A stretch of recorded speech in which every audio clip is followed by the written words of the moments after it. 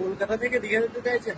হ্যাঁ, seat confirm পাচ্ছেন না? তাম্রলিপ্ত এক্সপ্রেস পুরো ফুল, কান্ডারি এক্সপ্রেস ফুল, সাতটাগাছি থেকেও তাও স্পেশাল ট্রেনগুলো ফুল, কোনো চিন্তা নেই। হ্যাঁ, কলকাতা থেকে চালু হয়ে গেছে নতুন ট্রেন।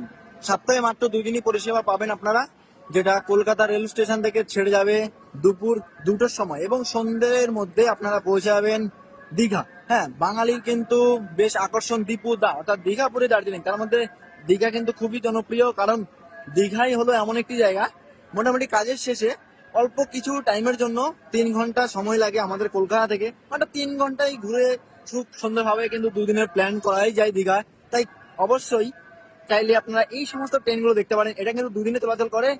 কলকাতা স্টেশন থেকে ছেড়ে যায় শনিবার এবং রবিবার, ছাড়ার সময় দুপুর ঠিক 2টোর সময়, আর পৌঁছে যাবে 6টা বেজে 50 মিনিটে। এবং দীঘা থেকে কিন্তু এই ট্রেনটি সপ্তাহে 2 দিন ছাড়িয়ে আসবে, সেটা হচ্ছে শনিবার এবং রবিবার সন্ধে 7টা